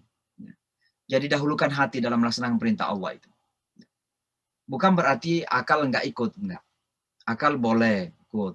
Bahkan terkadang bagus kalau kita ikutkan akal kita. Tapi dahulukan hati. Kalau hati sudah jatuh hati maksudnya bukan jatuh hati, insya Allah semuanya menjadi mudah. Jadi kalau kita sudah jatuh hati kepada sholat, jatuh hati kepada puasa, jatuh hati kepada zakat, jatuh hati kepada membantu orang. Bayangkan ya, Ibrahim itu kan salah satu doanya, jadikanlah hati manusia jatuh hati kepada Mekah. Alhamdulillah, coba lihat sekarang ini. Orang yang terkadang, mohon maaf ini, sholatnya bolong-bolong, tapi ingin sekali naik haji. Gitu. Ingin sekali pergi umrah berkali-kali. Gitu. Walaupun memang niatnya belum pasti benar juga, karena terkadang menjadi prestise. Yang penting ada songkok putih, atau pakai H di depan namanya. Gitu. Nah, yang penting, tapi intinya adalah bahwa ketika seseorang jatuh hati, maka dia akan berkorban. Ya. Pergi haji kan tidak sedikit biayanya. Di Indonesia menunggu puluhan tahun lagi. Apalagi COVID-19 ini kan. Kemarin belum ada penentuan dari Saudi, Menteri Agama udah menentukan nggak ada haji kan. Nah, berarti lebih duluan Menteri Agama melarang pergi haji, walaupun Saudi belum melarang. Padahal seharusnya yang punya otoritas dulu yang melarang, baru kita mengatakan ya karena memang kita sudah nggak mendapat jatah, ya sudah. Kita sabarlah tahun depan, jangan kita dapat jatah. Gitu. Ya, gitu. Jadi sekali lagi itu pertama. Itu yang kedua, pakai hati dalam melaksanakan perintah Allah, ini pertama. Nah, yang ketiga, berhati-hati dengan ragam alasan untuk lepas dari tanggung jawab. Jangan selalu berusaha mendapatkan justifikasi pembenaran untuk melarikan diri dari tanggung jawab. Gitu. Salah satu tanggung jawab itu perintah Allah dalam Al-Quran, ya ayyuhalladzina amanu qu anfusakum wa ahlikum nara. Wahai orang-orang yang beriman, jagalah keluargamu, jagalah dirimu dan keluargamu dari api neraka. Itu perintah loh. Qu itu kata perintah. Di dalam kaidah bahasa Arab, al-amru al-aslu fil amri lil wujub. Asal usul daripada perintah itu kewajiban. Maka menjaga diri kita dan keluarga kita dari api neraka itu kewajiban. Jadi jangan lagi kemudian, oh itu mah Nuh juga anaknya nggak selamat kok. Siapalah kita, sudah dia adalah Nabi. Nuh lagi, ulul azam lagi. Tapi anaknya juga nggak beriman. Itu namanya membenarkan, mencari pembenaran. Mencari pembenaran ketika anaknya tidak mau naik ke kapal tersebut, tidak mau taat kepada Nuh. Itu yang kita jadikan sebagai alasan. Tapi kita nggak pernah melihat bagaimana Nuh menangis. Ya. Sampai-sampai ditegur oleh Allah. Kenapa? Karena Nuh sampai seolah-olah ingin memaksakan kehendaknya kepada Allah. Ya Allah, itu kan anak saya. Kenapa nggak diselamatkan? Allah mengatakan, innahu laisa min ahlika. Dia bukan lagi keluargamu. Karena ketika kita berbicara dengan bahasa iman, keluarga itu adalah keluarga keimanan. Ini anak menolak keimanan. Bukan lagi keluargamu dalam hal ini. Ini bahasa iman. Innahu amalun ghairu salih. Apa yang kamu berusaha untuk paksakan agar diberikan hidayah kepada anakmu padahal dia menolak, ya sudah, itu sesuatu yang tidak benar, wahai Nuh. Ditegur oleh Allah. Nah kita ini kan terkadang menjadikan justifikasi anaknya saja yang tidak mau beriman. Tapi usahanya kita nggak ambil itu. Bagaimana Nuh berusaha itu. Maka sekali lagi, di dalam menyikapi perintah Allah ini, jangan pernah kita berusaha untuk mencari alasan sana-sini. Untuk berusaha menghindar. Mari kita berusaha justru melakukan dengan yang terbaik. Yang pada akhirnya memang kita punya keterbatasan. Ya, kita berusaha mendidik anak kita, toh anak kita juga masih disuruh salat juga nggak mau salat. Gitu. Pulang sekolah diingatkan, masih mengatakan, Mam, apalagi di Amerika, Mam, I'm busy. Mom, this is my life. Gitu. Oh, ini kehidupan saya. It's not your business. Gitu yang terjadi. Gitu. Ya. Kemarin ini cerita benar ya. Kemarin saya lagi makan siang di salah satu restoran Bangladesh. Ketemu orang Bangladesh, orangnya berhasil, seorang dokter. Dia mengeluh, loh kenapa? Dia katakan, anak saya sekolahkan di Columbia University. Sudah sekarang ini katanya sudah jadi dokter juga. Setiap tahun saya mengeluarkan sampai hampir ratusan ribu untuk anak ini menjadi seorang dokter dari Columbia University di New York. Ratusan ribu dolar, bukan rupiah. Nah sekarang menjadi dokter, perempuan anaknya. Loh kenapa saya bilang? Dia katakan anaknya, dia bilang, nak kamu kan sudah jadi dokter, sudah bekerja, kamu udah calon nggak menikah? Marah katanya anak, dimarahi bapaknya. Dad, saya punya kehidupan sendiri katanya. Saya sudah tahu bagaimana kehidupannya. I know how to manage myself. Saya bisa memanage kehidupan saya sendiri. Ngapain masuk-masukin? Coba bayangkan. Sudah disekolahkan di Columbia, salah satu universitas yang terkenal, begitu mahal, dibayar oleh orang tuanya. Begitu jadi dokter anaknya, dia mengatakan, this is my own life gitu. Ini hidup saya sendiri. Padahal bapaknya baik-baik. Nah, umur kamu kan sudah sekian. Kapan menikah? Apa punya calon? Atau belum? Gitu. Jawabannya begitu. Dad, I know how to manage my life. Itulah kira-kira yang terjadi. Maka maksud saya adalah ketika kita diperintah, ya kita ambil sungguh-sungguh. Salah satu perintah itu adalah jaga keluarga kita dari api neraka. Ya alladzina amanu qu anfusakum. Nah yang terakhir sekali adalah seperti yang saya sebutkan tadi, yang keempat, esensi mendasar dari agama itu istislam. Islam, aslama yuslimu islamun, kemudian istaslama yastaslimu istislam. Nah, istislam itu artinya berserah diri. Ya. Maka itu esensi dasar daripada Islam adalah berserah diri. Nah, berserah diri itu dibuktikan dalam bentuk iman dan ketaatan. Ya. Al-imanu wa ta'ah, iman dan ketaatan. Iman kita berserah diri kepada Allah, dan ketaatan kita juga artinya berserah diri. Ketaatan itu kita serahkan. Ya. Kita serahkan bukan menurut kita, Tapi menurut apa yang Allah ajarkan dan apa yang Rasulullah ajarkan, itu namanya kita berserah diri sepenuhnya kepada Allah Subhanahu wa taala. Dalam bahasa yang sering kita baca sebagai doa iftitah kita, ini wajjahtu wajhiya lilladzi fataras samawati wal arda hanifan musliman wa ma ana minal musyrikin. Jadi kita hadapkan wajah kita ini dengan penuh rasa berserah diri kepada Allah Subhanahu wa taala. Nah, ini pelajaran-pelajaran penting yang kita petik ya di balik dari cerita.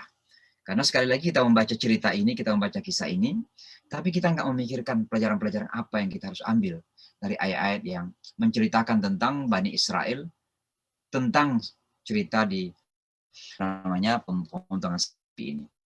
Saya kira begitu, dan Ibu sekalian, mudah-mudahan bermanfaat untuk kita semua. Ini saya lagi di pesantren, jadi background saya beda. Dan saya baru sebenarnya tiba, jadi agak tergesa-gesa. Mudah-mudahan apa yang kita pelajari bermanfaat untuk kita semua. Mudah-mudahan pelajaran kita ini menjadi jalan jembatan bagi kita semua, insya Allah, untuk bisa lebih paham dan yang paling penting bisa lebih komitmen dan menjadi muslim yang lebih baik lagi, menjadi hamba-hamba Allah yang lebih baik lagi. Saya kira demikian, saya kembalikan. Kalau ada yang ingin disampaikan, ingin ditanyakan, silahkan saja di-unmute. Silakan. Assalamualaikum. Pak Ustaz, saya Abdul Wahid. Sebenarnya saya tidak mau tanya, tapi berhubung ada cerita yang terakhir orang Bangladesh itu, ya, itu terjadi pada saya, Ustaz. Kondisinya terjadi pada saya. Jadi saya punya anak dua, SD sampai S1 itu sama lah. SD Muhammadiyah, SMP Negeri 1, SMA 1 di Gresik ini, ITS Informatika kedua-duanya. Sikapnya ya seperti yang Ustadz ucapkan itu. Mereka kalau diomongi, saya punya kehidupan sendiri seperti itu. Sehingga saya tuh harus gimana kalau sudah seperti itu. Gitu loh. Mudah-mudahan pertama Allah mengampuni kekurangan-kekurangan kita, ya kita semua. Jadi kita orang tua harus sadar bahwa kita mungkin yang kurang, dan kekurangan kita harus kita mohon ampun kepada Allah Subhanahu wa taala. Kekurangan kita mungkin karena tidak merajut dari kecil, ya. Makanya tarbiyah itu kan sebenarnya bukan memulai dari sesuatu, tapi merajut apa yang sudah ada. Fitrah anak itu sudah ada. Makanya disebut tarbiyah, raba yarbu, rabwa wa riba. Riba itu kan mengembangkan. Makanya riba itu kan berkembang. Maka pendidikan anak itu sebenarnya mengembangkan potensi-potensi yang baik yang sudah ada pada anak kita. Mungkin kita terlambat, mungkin kita kurang peduli selama ini. Pada akhirnya kemudian kita melihat ada sesuatu yang kok nampak tidak sesuai, baru kita mulai sadar. Nah, ini kita mohon pertama, mohon ampun kepada Allah. Semua kita orang tua, mudah-mudahan Allah maafkan. Nah, yang kedua, karena ini sudah terlanjur dewasa dan punya karakter seperti itu, kita tidak boleh give up, tidak boleh mengatakan ya sudahlah, mungkin sudah begitu jalannya. Tidak boleh. Karena sekali lagi hati manusia itu ada di tangan Allah Subhanahu wa taala, yuqallibu kaifa yasha.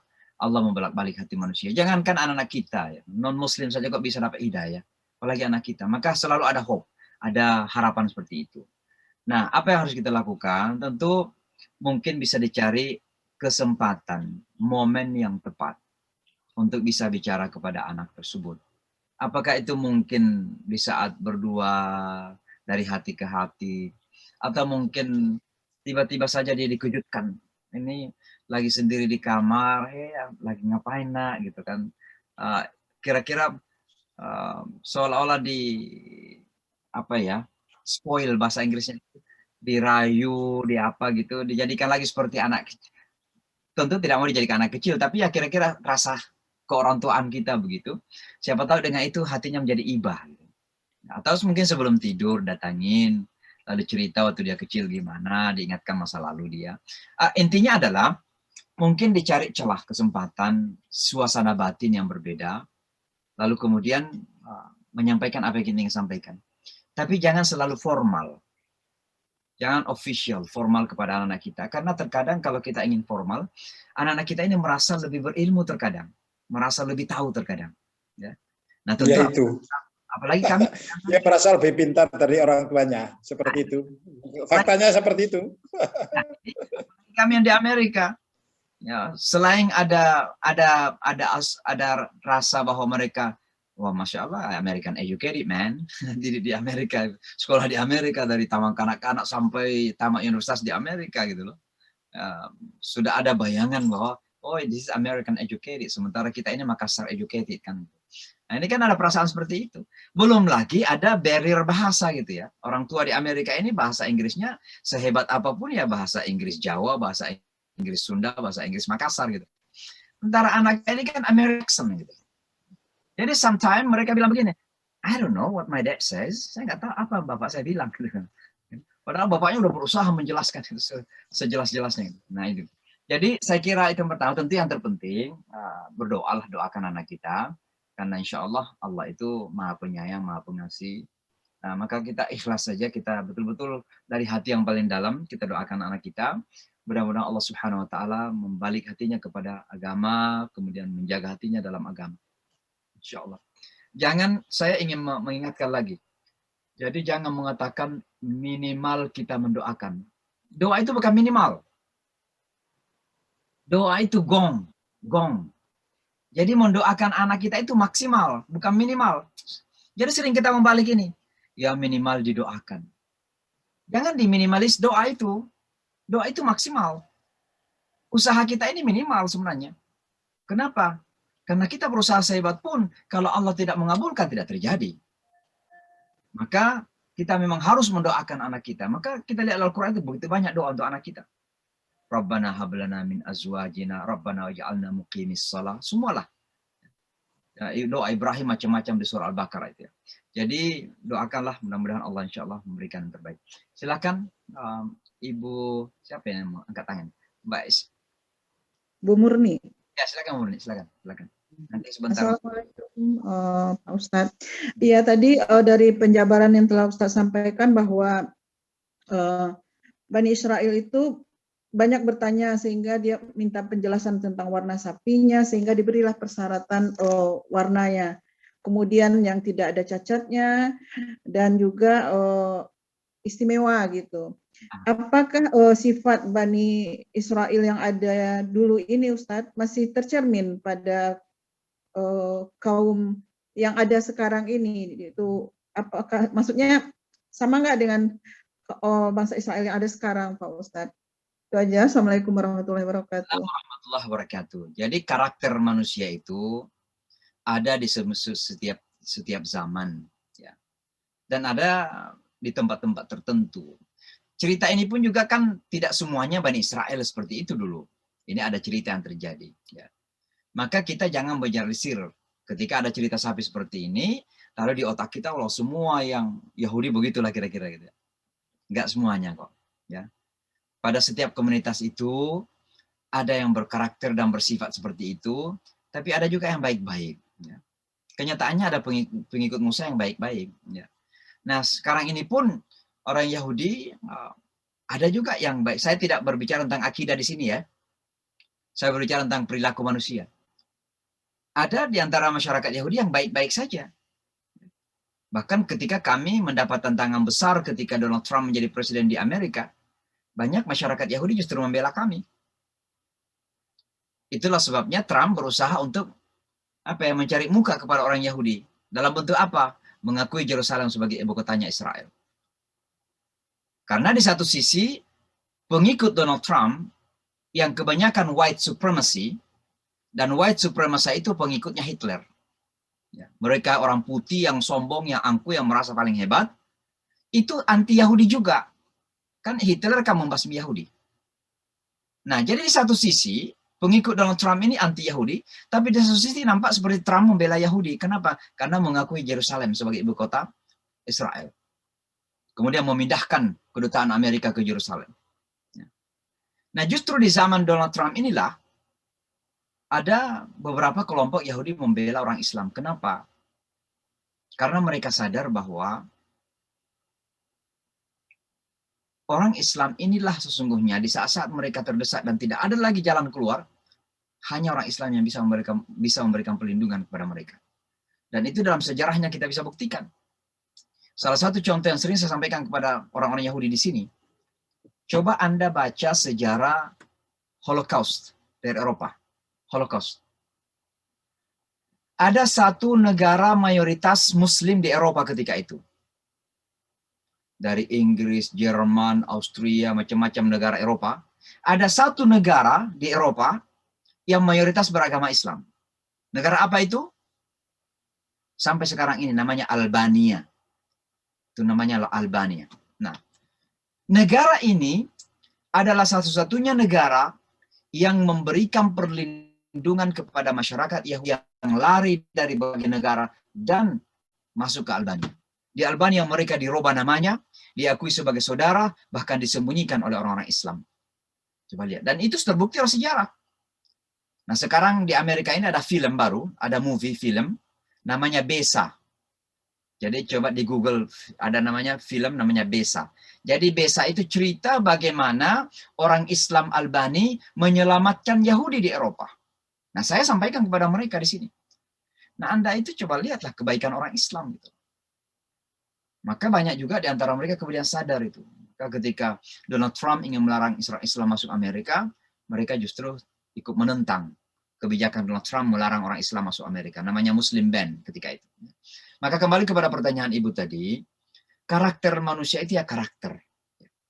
Ada pada sebagian, tapi tidak ada pada yang lain. Terjadi pada masa lalu, boleh jadi terjadi pada masa sekarang ini. Kan esensinya kan main-main dengan agama kan? Esensinya kan tidak serius beragama. Tidak serius. Mempertanyakan, atau berusaha untuk cari-cari alasan untuk melarikan diri dari tanggung jawab. Ini jangan sampai karakter manusia ini terjadi pada kita juga. Kan peringatan Al-Quran ini bukan pada Yahudi. Peringatan Al-Quran ini kisah Yahudi untuk mengingatkan kita. Jangan sampai justru karakter ini ada pada kita. Gitu. Nah, jadi kalau ada umat Islam ini tidak serius beragama, mencari-cari alasan untuk tidak melaksanakan ajaran agama, ya sama kan ini tadi. Kisah Al-Baqarah ini. Jadi sekali lagi, ini karena karakter, maka karakter bisa terjadi pada zaman dulu, bisa terjadi pada zaman yang akan datang, dan ini akan bersambung. Makanya Al-Quran itu sampai hari kiamat mengingatkan kita ini. Dalam bentuk cerita, tapi sebenarnya ingin mengatakan begini, jangan kamu seperti itu. Jadi kesimpulannya itu jangan ikutin, kan begitu. Tapi disampaikan dalam bentuk apa? Dalam bentuk cerita. Gitu. Maka cerita ini kan Al-Quran sampai hari kiamat. Cerita ini sampai hari kiamat, cerita ini mengingatkan kita bahwa jangan sampai kamu berkarakter seperti itu. Kan. Jadi akan terus-menerus terjadi gitu. Ada orang yang berhasil tidak melakukan ini, ada orang yang ternyata terjatuh dalam karakter yang sama. Maka mudah-mudahan kita bisa mengambil pelajaran dari cerita tersebut. Mbak Nima, silakan. Ya, terima kasih Ustadz. Assalamualaikum warahmatullahi wabarakatuh. Ini ada 2 pertanyaan Ustadz. Yang kedua itu yang dari dulu saya pertanyakan. Tapi saya masuk topik yang pertama dulu yang sesuai dengan konteksnya. Di mana ada sekitar 4 esensi untuk kita pelajari dalam umat Islam. Tapi ada satu kisah yang kisah nyata, Ustadz, salah satu rekan saya, dan dia itu sebenarnya dari negara Eropa juga. Dia dari kecil dibesarkan dengan keluarga Muslim. Bahkan dia juga sangat pintar sekali saat dia mengambil postdoktoral, dia memutuskan untuk pindah ke Indonesia. Dia pindah ke Indonesia, stay-nya di Jakarta, namun ada beberapa perubahan yang sangat berbeda sekali. Di negara asalnya, dia seorang presiden Islam Community di universitasnya. Tapi saat dia di Indonesia, 3-4 bulan ada banyak hal yang berubah. Hal-hal dasar itu dipertanyakan terkait wujud Allah, kemudian terkait banyak hal, takdir, qada dan qadar. Sampai akhirnya sekarang, yang dulunya dia adalah presiden Islam di universitasnya, saat ini sekarang dia bahkan tidak melaksanakan salat 5 waktu. Di sini ada sedikit dan sampai sekarang pun masih berlanjut banyak hal yang dulu dia tidak pernah coba, miras dan sebagainya, dia dulu di negara Eropanya nggak pernah coba, tapi di sini dia malah mencoba hal-hal seperti itu. Dan saya ingin tanyakan adalah orang yang sejak awal Muslimnya kuat, dari anak-anak, kemudian pindah negara, entah itu shock culture atau seperti apa, padahal ini negara berkembang, bukan negara seperti negaranya dia yang sangat intelek. Di sini ada sedikit pertanyaan besar bagi saya. Memang quote unquote semakin pintar orang, kadang-kadang logika itu malah membuat kita itu terkungkung dengan Islam yang sebenarnya itu seperti apa. Kita berputar dengan logika kita sendiri. Ini kalau seandainya saya nanti one day move ke negara lain, itu supaya ada kayak warning gitu nah Ustadz. Karena kan ada rencana, ada sedikit warning. Mungkin ada nggak sih Ustadz, ini kisah ini sebenarnya ada apa dengan anak itu, pada dia cerdas, masih muda, udah doktoral, tapi dengan perpindahan negara seperti apa, kenapa dia seperti itu. Jadi kita tuh untuk memfilter diri kita agar one day kalau kita di situasi yang sama untuk bisa mengetouch atau memprotek keimanan kita seperti apa, itu yang pertama Ustaz. Terus yang kedua, yang saya tanyakan adalah kan banyak terkait pernikahan ya Ustaz ya. Tadi kan sempat dipertanyakan, ini saya fokusnya ke anak ya, karena memang tadi orang tua dan saya punya perwakilan dari anak yang memang sering quote unquote dipertanyakan dengan umur saya yang sudah 28 tahun, orang tua mempertanyakan. Tapi di sini saya pernah diskusi tentang ada suatu hal, kalau riwayat Ustadz, kalau seandainya ada laki-laki yang baik, kemudian hadir untuk meminang Anda, kalau bisa jangan ditolak, maka keburukan akan datang kepada kamu.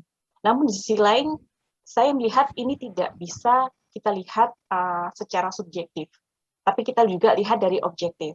Mungkin orang tua kita beranggapan bahwa dia adalah laki-laki yang layak secara agama dan sebagainya. Namun saya sebagai anak, saya yang tahu dia siapa, ada beberapa hal yang menjadi pertimbangan buat saya. Jadi bukan hanya agama, tapi ada beberapa sikap ataupun hal-hal prinsipil yang itu berbeda dengan sudut pandang seperti itu, Ustaz. Nah, jadi apakah bijaknya kita tuh harus seperti apa, Ustaz? Apakah benar kalau kita menolak laki-laki yang baik itu kita akan menimpa keburukan? Tapi baik di sini dalam konteksnya baik seperti apa, Ustaz? Menjadi patokan kita agar kita benar-benar tahu patokan baik itu bukan patokan manusia, tapi patokan yang di atas. Seperti itu. Jadi saat kita nanti ada lagi yang datang, gitu kita benar-benar bisa menilai, gitu. Jadi tidak menjadi diskusi debat kusir dengan orang tua, gitu. Terima kasih. Baik, terima kasih Mbak Nima. Jadi yang pertama tadi, tentu kita harus tahu latar belakangnya yang menyebabkan terjadi seperti itu. Karena pasti ada latar belakang. Ya. Ketika terjadi perubahan yang boleh dikata drastis ya, dari seseorang yang nampak seperti kuat beriman, bahkan aktif dalam komunitas, ya aktivis ya, tiba-tiba kemudian mengalami hal yang berbeda, berbalik dari apa yang pernah dulu masa lalu. Dan mungkin yang perlu kita gali adalah kira-kira penyebabnya di mana, ya. Faktornya apa gitu. Mungkin karena pergaulan atau mungkin pernah berinteraksi dengan orang-orang Islam yang kok mohon maaf misalnya nggak relevan dalam berpikir, ya. Atau mungkin dia pernah menghadapi sebuah situasi lalu kemudian merasa terpaksa harus melakukan, dan kemudian tersadarkan kuriositasnya, logikanya kemudian naik ya, dan karena sudah terjadi a priori kepada agama yang dianggap tidak logis, kemudian sudah seseorang yang sudah a priori kan susah untuk ini. Maka saya kira yang pertama perlu lihat adalah latar belakangnya kenapa. Apakah karena pergaulan, apakah lingkungan di mana dia hidup, dan lain sebagainya. Sebenarnya ini memang tidak mudah ya, apalagi dia memang sudah berada pada posisi akademik yang tinggi dan pasti secara intelijen dia cukup baik dan tajam dan kuat. Ya memang diperlukan seseorang yang bisa melakukan pendekatan-pendekatan argumentatif yang bisa mengimbangi dia. Dan saya kurang tahu apakah di Indonesia mungkin ada ustadz-ustadz kita yang hebat-hebat, tapi apakah dalam hal ini komunikasi bisa menyampaikan secara memadai, saya tidak tahu juga. Tapi mudah-mudahan nanti bisa menemukan seseorang yang kemudian bisa duduk bersama, tidak harus secara formal, mungkin secara informal, kemudian saling menyapa, saling bertanya, ya. tidak berarti diperdebatkan, tidak berdebat, karena orang yang berdebat itu pasti selalu akan mempertahankan pendapatnya, tidak memikirkan benar atau salah, yang penting dia menang, itu yang berdebat. Tapi kalau berusaha untuk saling mengisi itu lain lagi, maka mungkin bisa duduk bersama dengan seorang yang punya komunikasi yang baik, punya ilmu yang baik, punya argumentasi yang baik, dan logikanya cukup, wawasannya luas. Mungkin perlu orang-orang seperti itu yang bisa duduk bersama dia. Tidak perlu secara khusus di-arrange arti official atau resmi, enggak. Justru itu nanti menjadi kaku. Nah, yang kedua, memang istilah in ja'akum man tardawna dinahu wa khuluquhu fazawwiju. Jika kamu ini address-nya, ungkapan ini kepada para calon mertua.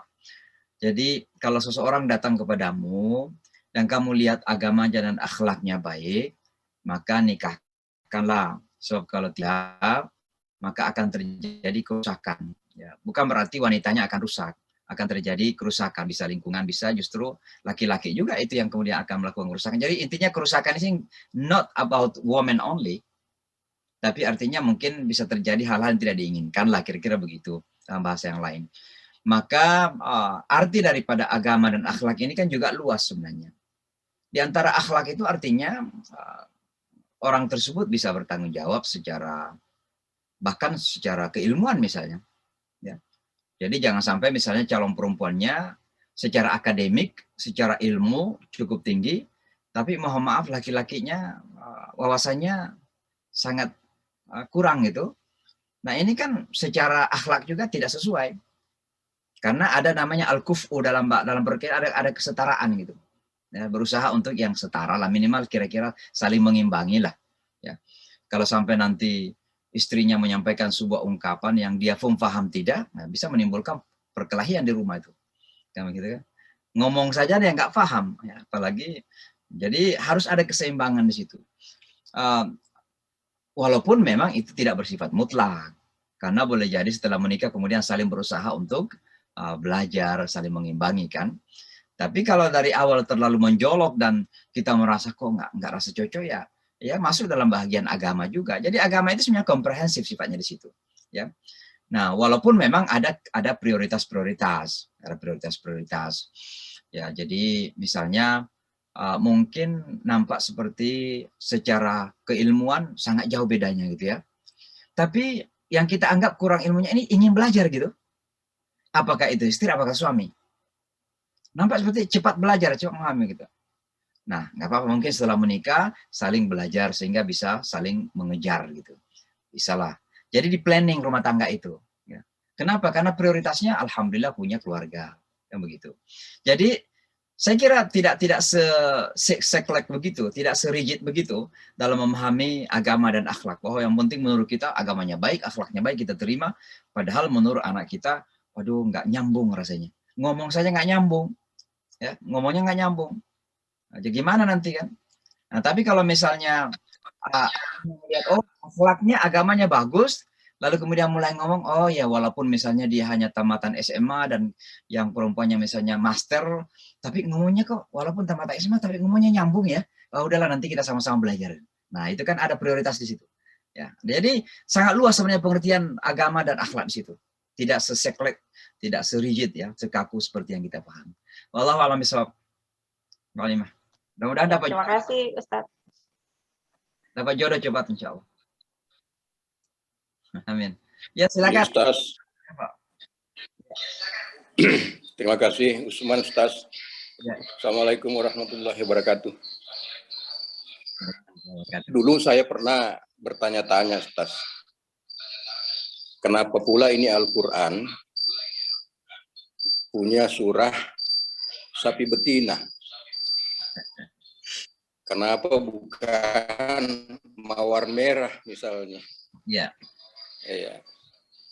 Lalu setelah belakangan belajar, ya dapatlah surah yang kita bahas tadi tentang peristiwa di mana seorang Bani Israel yang membunuh seorang perempuan lalu berusaha menghindar dari tanggung jawab. Kalau kita periksa, kalau tidak salah surah Al-Baqarah ini yang terpanjang, kalau tidak salah 286 ayat, lalu disebut sebagai surah Al-Baqarah, walaupun sebetulnya banyak yang diceritakan hal lain selain peristiwa tadi. Pertanyaan saya, Ustaz, apakah surah yang kita baca tadi, ayat yang kita baca tadi ini merupakan inti dari surah Al-Baqarah? Itu pertanyaan pertama, Ustaz.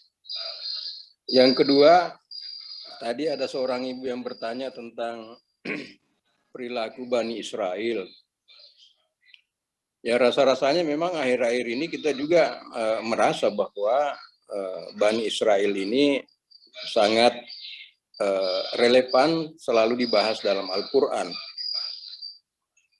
Termasuk diantaranya misalnya di surah Al-Isra, kalau tidak salah ayat keempat, di mana Bani Israel di situ sudah divonis juga bahwa mereka akan melakukan kesalahan 2 kali. Lalu juga sudah divonis oleh Allah, mereka itu adalah orang sombong, orang yang hatinya keras, egois dan lain sebagainya. Pertanyaan saya, sehubungan dengan situasi yang sekarang kita alami, Ustaz, bahwa memang pada kenyataannya umat Islam ini sesuai dengan Al-Quran, kita ternyata memang diperhadapkan, ditantang oleh Bani Israel. Walaupun tadi dijelaskan bahwa tidak semua Bani Israel punya karakter yang seburuk itu, tapi sangat terasa bahwa walaupun hanya sebagian saja, tapi itu menjadi tantangan kita untuk hidup di masa sekarang ini. Saya kira itu 2 hal, Ustaz. Terima kasih. Assalamualaikum warahmatullahi wabarakatuh. Terima kasih Pak Osman. Jadi yang pertama tadi tentang penamaan surah Al-Baqarah, ya. Itu adalah surah terpanjang dalam Al-Quran. Tapi kenapa justru diberi nama dengan kata Al-Baqarah, sapi betina? Tidak misalnya surah Khilafah, karena di situ ada inni ja'ilun fil ardi khalifah. Atau surah ibadah, karena itu perintah pertama beribadah, ya nasu wa'budu rabbakum alladzi khalaqakum. Itu perintah pertama beribadah di situ. Nah, kenapa justru kisah Al-Baqarah dan lebih spesifik lagi kata sapinya itu menjadi nama surat ini? Nah, Al-Baqarah, surah-surah Al-Quran itu sebenarnya hampir setiap surah itu ada nama-nama yang lain, jadi penamaan. Ya. Misalnya surah At-Taubah ada surah Bara'ah, bisa disebut gitu, dan Al-Mulk surah Tabaraka juga. Dan saya kebetulan agak lupa kalau Al-Baqarah itu ada beberapa nama yang lain. Tapi memang yang paling terkenal Al-Baqarah. Nah, semua kita tentu bisa berpikir dan mencari alasan kenapa justru namanya adalah Al-Baqarah. Kenapa bukan yang dengan nama yang lain? Saya kira salah satu makna terpenting dari penamaan itu adalah karena pada kisah ini Allah Subhanahu wa Ta'ala ingin menyampaikan bahwa memang tidak ada sesuatu apapun yang bisa kita lakukan kecuali dengan kesungguh-sungguhan dan keseriusan dan komitmen. Apakah itu ibadah vertikal kita kepada Allah? Ya ayuhan nasu ubudu rabbakum, wahai manusia sembahlah Tuhanmu. Penyembahan vertikal kita ini nggak akan terjadi tanpa kesungguhan. Kalau kita selalu main-main mencari-cari alasan untuk tidak melakukan, yang tidak terjadi. Atau kewajiban khilafah dalam arti kewajiban horizontal kita. Membangun dunia ini, membangun perekonomian, membangun bisnis, membangun perpolitika, membangun sekolah, membangun peradaban. Ini tidak akan terjadi juga tanpa kesungguhan. Maka Al-Baqarah itu sebenarnya penekanannya adalah sama kalau ketika Allah mengatakan kepada Yahya, ya Yahya khudhil kitaba biquwah. Wahai Yahya, ambillah kitab suci ini dengan kekuatan, dengan komitmen, dengan kesungguhan, dengan tekad gitu. Bukan main-main, bukan setengah hati. Karena apapun yang kita lakukan kalau setengah hati tidak akan terjadi. Nah, itu kan ada istilah jihad dalam agama Islam itu. Nah, ini salah satu makna daripada sini adalah dengan jihad. Maka segala sesuatu yang diperintahkan dalam surah Al-Baqarah itu, perintah puasa misalnya, Surah Al-Baqarah, ya Nas, ya alladzina amanu kutiba alaikum syiyam, Al-Baqarah. Kemudian bahkan perintah untuk wasiat. Ya, wasiat itu ada di surah Al-Baqarah. Bahkan perintah kisas juga. Perintah kisas, ya, kalau orang membunuh dibunuh. Nah, itu semua ada di surah Al-Baqarah itu. Kan esensinya penegakan hukum lah, kira-kira begitu. Ya. Penegakan hukum, kemudian keadilan kepada keluarga, keadilan kepada masyarakat, sampai kepada pengembangan spiritualitas seperti puasa, tidak akan bisa terjadi kalau setengah hati. Diperlukan kesungguhan, diperlukan mujahadah, diperlukan tekad yang kuat. Dan itu ada esensinya pada cerita Al-Baqarah itu, kira-kira begitu. Itu pemahaman saya. Tapi tentu kita semua bisa berpikir, kenapa ya Al-Baqarah penamaannya? Bukan karena Al-Baqarahnya, tapi cerita yang berkaitan dengan Al-Baqarah itu. Dan cerita itu esensinya, kesimpulannya di mana, esensinya apa, nah itu dia maknanya di situ. Jadi jangan kita terpaku kepada kata Al-Baqarahnya, tapi apa yang terkait dengan Al-Baqarah itu ternyata kisah besar. Nah kisah itu apa? Oh ternyata punya makna besar dari kisah itu. Apa kisah? Tuhan, tekad, tidak main-main, itu ada pada situ. Tidak ada yang bisa dicapai kecuali dengan itu. Apakah itu ibadah, apakah itu khilafah, apakah itu puasa, apakah itu salat, apakah itu zakat, semua ada di surah Al-Baqarah itu. Sampai kepada perang pun disebutkan dalam surah Al-Baqarah. Tidak ada yang bisa dicapai kecuali dengan kesungguhan. Itu yang pertama, Pak. Yang kedua, mengenai Yahudi ini, Al-Quran walaupun menyebutkan spesifik bangsa atau kaum atau sekelompok manusia, tapi penekanannya itu selalu ada pada karakter. Jadi misalnya Yahudi banyak disebutkan kisahnya. Ya karena banyak karakter yang memang Allah ingin ungkapkan. Tapi sekali lagi Al-Quran tidak fokus pada kelompoknya. Al-Quran menyebutkan orang-orang Kristen misalnya. Tidak fokus pada penamaan kelompok, tapi karakter kelompok tersebut. Dan oleh karenanya, ketika kita bersentuhan dengan kisah-kisah Bani Israil dalam Al-Quran ini, yang harus kita ingat itu adalah karakter kemanusiaan. Dan itu bisa terjadi kepada Yahudi, dan memang tentunya harusnya dominannya kepada mereka, karena mereka yang disebut. Tapi ternyata bisa terjadi kepada yang lain pula. Saya kasih contoh ya, anti-Islam. Lantarda ankal yahudu ala nasara hatta tattabi'a millatahum. Orang Yahudi dan Nasrani tidak akan pernah reda kepada kamu sampai kamu ikut kepada milah mereka. Sekarang, siapa yang paling banyak ingin memurtadkan orang Islam? Yahudi kah? Atau justru orang Kristen yang pergi ke desa-desa di sana mengasih Indomie itu? Ternyata yang paling banyak ingin memurtadkan orang Islam sekarang ini kan banyak orang Kristen. Berarti ada pada karakternya di situ. Apakah kemudian cerita-cerita ini tidak terjadi pada Yahudi? Ya, ada. Tapi sekali lagi generalisasi is undesirable, tidak dikehendaki oleh siapapun. Orang Islam juga, kalau seandainya ya, ada kitab suci kalau seandainya, tapi alhamdulillah Al-Quran sebagai kitab suci yang terakhir. Muhammad Nabi yang terakhir. Kalau seandainya ada kitab suci yang datang setelah Al-Quran, mungkin akan banyak bercerita tentang karakter orang Islam. Yang orang Islam sendiri tapi curiga kepada sama Islam. Yang orang Islam tapi benci kepada orang Islam. Yang orang Islam tapi justru lebih memusuhi orang Islamnya sendiri daripada teman-teman yang lain gitu. Ada orang Islam seperti itu kan? Kalau seandainya ada kitab suci yang turun, pasti akan disebutkan karakter orang Islam seperti itu. Dan di antara orang-orang Islam ada yang kira-kira ayatnya begitu. Dan di antara orang-orang Islam ada yang membenci saudaranya lebih dari membenci orang lain. Kira-kira begitu. Tapi kan nggak ada ayat itu. Nggak ada lagi Al-Quran. Nggak ada lagi kitab suci setelah Al-Quran kan. Jadi artinya apa?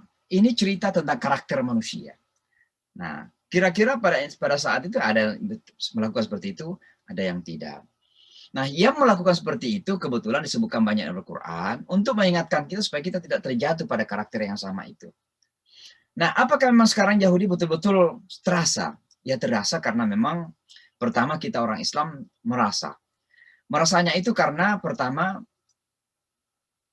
kita memang terkalahkan ya dalam banyak hal. Secara sains, secara ilmu pengetahuan. Dari sekian banyak yang menerima Nobel Peace Prize, Nobel Prize ya. Itu Yahudi, padahal Yahudi itu hanya 16 juta di dunia.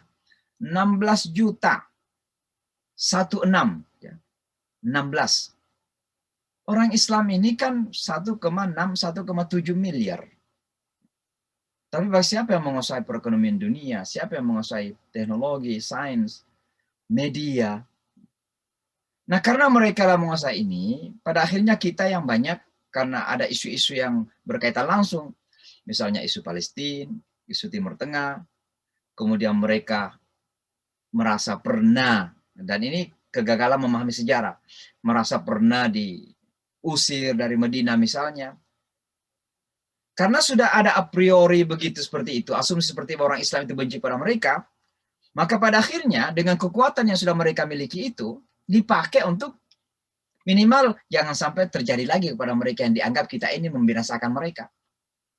Minimal. Kalau perlu kita dibinasakan. Maka bagaimana cara untuk menyikapi ini? Bukan sekedar marah, bukan sekedar untuk mengeluh, bukan sekedar untuk mengatakan kenapa mereka melakukan itu. Bukan sekedar membenci. Bagaimana agar umat Islam ini justru memiliki apa yang mereka miliki. Tentu yang positif maksud saya. Kekuatan ekonomi, kekuatan ilmu, kemudian ketika terlibat dalam hal pembangunan dunia ini, mereka mampu bisa membangun networking yang baik. Nah, kita kan tidak ada itu. Kita networkingnya di masjid. Innallaha yuhibbul ladzina yuqatiluna fi sabilihi shaffan. Sesungguhnya Allah mencintai orang-orang yang berperang dalam satu shaf. Nah, kita bisa shafnya dalam masjid. Tapi kita nggak bisa bikin shaf di pasar kan. Yahudi bisa bikin shaf di pasar itu. Makanya modal mereka miliki. Wall Street rata-rata mereka miliki. Bank-bank besar dunia mereka miliki. Nah, kalau sudah punya modal ya mereka lah, karena media massa sekarang ini itu dengan modal, dengan kapital. Siapa yang punya kapital, dia menguasai media massa. Siapa yang menguasai media massa, dia menguasai pembangunan citra, persepsi. Siapa yang memenangkan persepsi, dia yang memenangkan pertarungan dunia. Dan saya pernah mengatakan bahwa peperangan dunia sekarang ini bukan peperangan nuklir yang berbahaya. Peperangan persepsi. Coba lihat, mohon maaf saya kembali kepada Taliban. Ya, saya bukan berarti setuju dengan seluruh penafsiran agama Taliban. Bukan berarti saya setuju. Tapi apa yang ingin dibangun di Afghanistan sekarang ini adalah, coba lihat, baru saja ada yang mengaku ingin ya komitmen kepada Islam, begitu bentuknya. Padahal yang dibentuk itu dibentuk sendiri.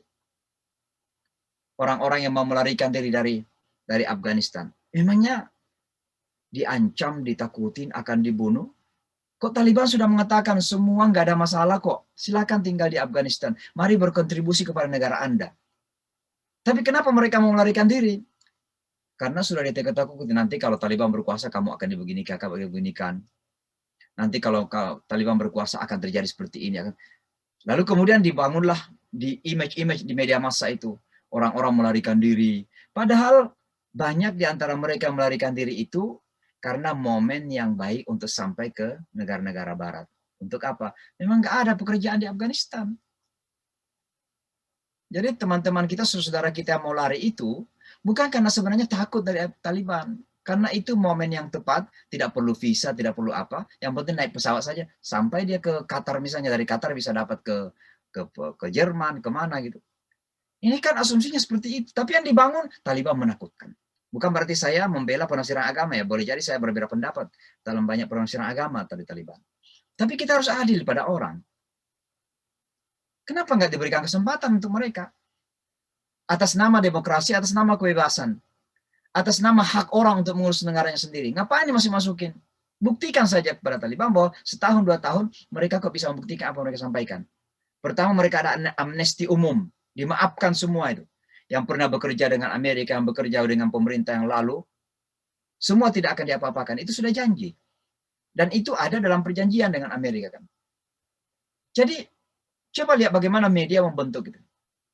Termasuk media di Indonesia juga sejarah seperti itu. Apalagi media di Amerika tentunya, media barat. Ini kan begini. Jadi, dan siapa yang memiliki media ini? Mereka yang punya duit. Jadi sekali lagi kembali kepada tadi, seolah-olah kita memang berhadapan ini, karena memang apa ya, ada hal-hal kontra yang terjadi antara kita dan masyarakat Yahudi, dan kebetulan kontranya itu juga kita berada pada posisi yang lemah, maka kita merasa seolah-olah terzalimi terus-menerus, terancam terus-menerus. Akhirnya apa yang terjadi? Kita marah, kita ingin kira-kira ingin berjihad atau berperang itu, ya. Maka yang saya ingin sampaikan adalah umat Islam sekarang ini harus melakukan self empowerment. Mari kita perkuat diri kita pada perekonomian, pada politiknya kita, militer kita, pendidikan. Kalau kita kuat dengan sendirinya, mohon maaf, tanpa pun kita mengeliminir, akan tereliminasi sendiri yang kita takutin itu. Saya nggak menyebutkan siapa, tapi yang kita takutin itu akan tereliminasi sendiri. Mungkin dalam bahasa yang sering kita dengarkan itu, kita pada meludah saja tenggelam kok. Tapi kalau ludah, memang kita kuat. Tapi kalau kita lemah, itu hanya masalah gitu. Maka sebenarnya yang kita pikirkan sekarang ini adalah jangan kita merasa terancam terus. Yang harus kita pikirkan adalah bagaimana kita supaya kita tidak merasa terancam. Bagaimana caranya? Self-empowerment, penguatan. Perkuat ekonomi, perkuat politik, perkuat sistem kenegaraan kita. Kalau kita kuat insya Allah, maka yang lain itu dengan sendirinya akan lemah. So kalau sinar sudah ada, insya Allah gelap akan hilang. Idza ja'al haq wa zahaqal batil. Kebenaran datang, kebatilan akan hilang. Maka kalau umat Islam kuat, bisa mengintimidasi kita, yang merasa menzalimi kita, itu pasti akan tereliminir dengan sendirinya. Karena kita kuat. Dan dahsyat sekali seandainya umat Islam bisa kuat. Saya kira begitu Pak, mudah-mudahan ada manfaatnya saya kira. Untuk kita semua. Saya kira demikian Bapak dan Ibu sekalian. Selamat beraktivitas. Mohon maaf atas segala kekurangan. Ini betul-betul sesi kita sederhana karena saya juga baru tiba dari kota New York. Saya lagi di pesantren sekarang. Insya Allah. Mohon doa, mudah-mudahan kegiatan kita di pesantren lancar insya Allah. Kita mau pergi ke pesantren. Amin. Insya Allah. Terima kasih Ustaz. Amin. Ini amanah teman-teman ditampilkan itu ada wakaf untuk masjid kita. Kita akan mencoba mendirikan masjid. Silakan kalau ada yang berniat untuk ikut serta. 125.000 dan mencari berapa orang ya. Silahkan saja dicatat nomor rekeningnya, siapa tahu menjadi jalan keberkahan untuk kita semua insyaallah. Saya kira demikian sampai di sini. Insyaallah Ustaz, insyaallah. Amin ya rabbal alamin. Sampai ketemu pada pertemuan yang akan datang. Hadanallahu ajma'in. Assalamualaikum warahmatullahi wabarakatuh. Waalaikumsalam warahmatullahi wabarakatuh. Waalaikumsalam warahmatullahi wabarakatuh. Salam sehat selalu Ustaz.